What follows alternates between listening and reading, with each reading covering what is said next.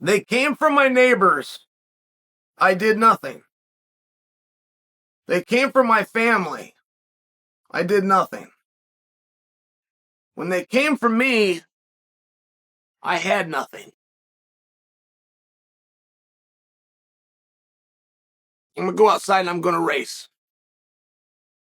Go race my pickup. The little mouthy prick over here thinks he's got a faster truck. Nice straight stretch. You guys, you care? You want to see it? Should I stream it just so you guys can watch it? Anything?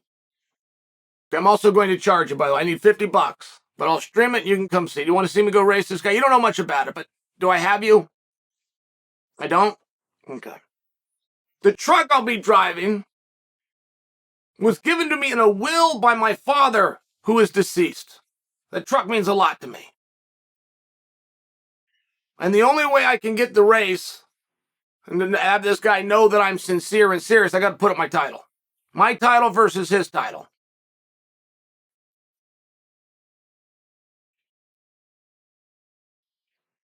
I do not want to lose that vehicle. That would hurt. Bad. I can't get it back. And I got one shot. But I got to race this guy. It's that important to me. He's been mouthing off. He thinks his truck's faster than mine. Do I have your interest? Probably did, didn't I? Probably did. All of a sudden, me and some other guy putting our foot down and shooting across the line, when for whatever reason, you don't know, but you know if I'm willing to put the truck up, that was willed to me by my dead father. You know I don't want to lose that, so you know this is important to me. But you now know enough. You don't know if I got a 4 on the floor.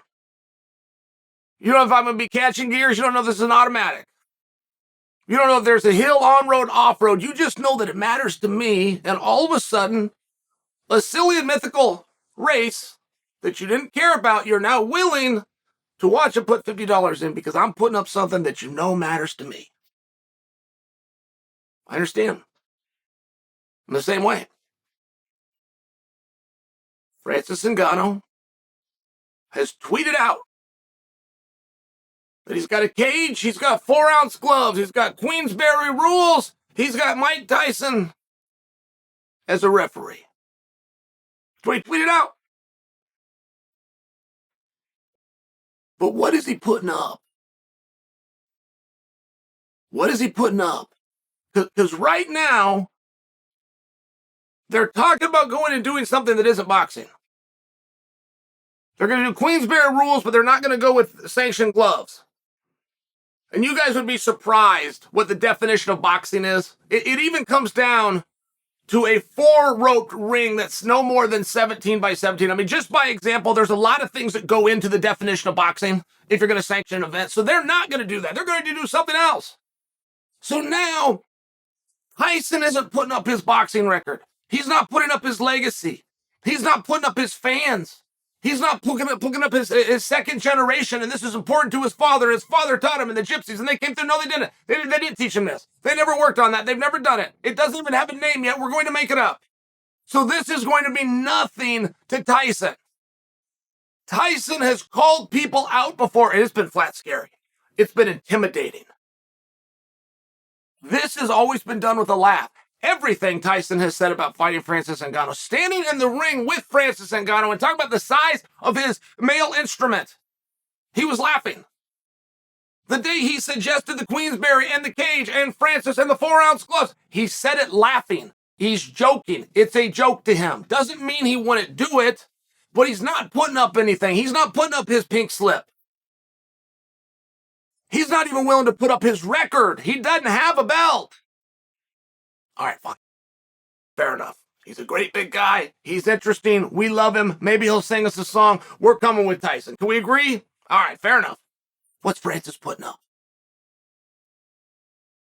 I know what Francis has to gain. He's told all of us. A whole jackpot full of money. Turned down a rumored $8 million to be able to do this. So we don't know what he's making, but we would guess that it's more than $8 million. We get what he's getting.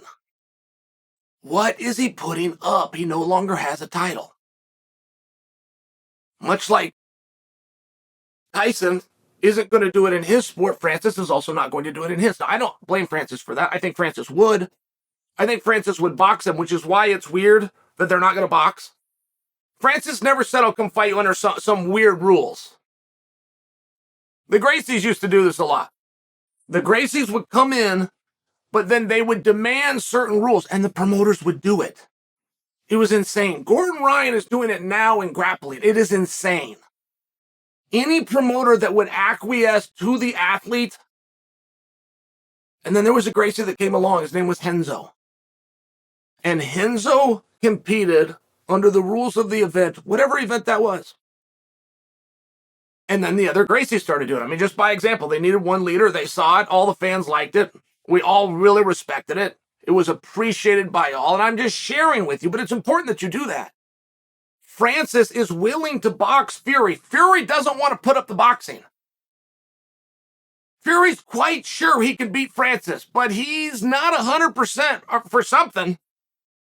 I mean, he's willing to box Deontay Wilder twice. He's willing to box, who's that big kid that doesn't sweat? Joshua. He's not willing to box Francis. And Francis isn't able to do a mixed rules fight with Tyson. So I think you can have some fun there. I think you can have some interest there. Think if Mike Tyson shows up and you got a cage and you got a few dollars. I think you have something. And I know what you stand to get. What are you putting up? That's the problem with being stripped. That's the problem with not doing a sport that you're proud of, that you worked and you sacrificed to do. That's the problem with having a guy who the last time he officiated was in a WrestleMania in a WWE when he got ready to screw over Michaels and help Stone Cold. You can't be taken serious, but you shouldn't be taken serious. Much like Tyson Fury, who's building the fight and is laughing every 2 seconds. It's a joke. So I know what you stand to get. What are you putting up? That might sound simple to you. There is 5 men on this earth that can promote a fight.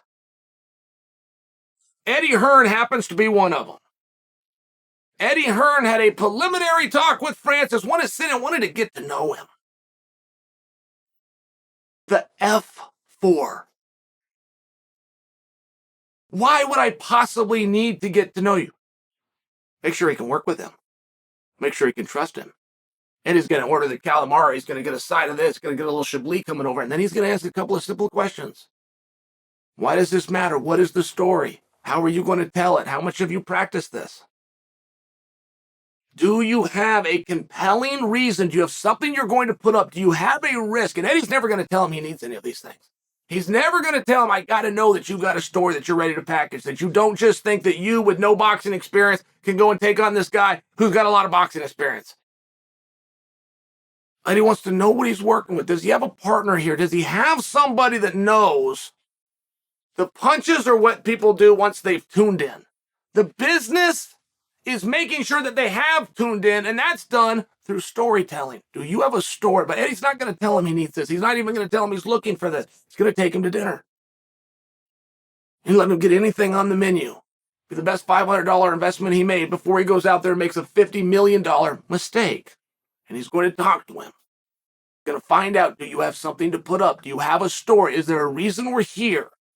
Or much like Tyson, is this all a big joke?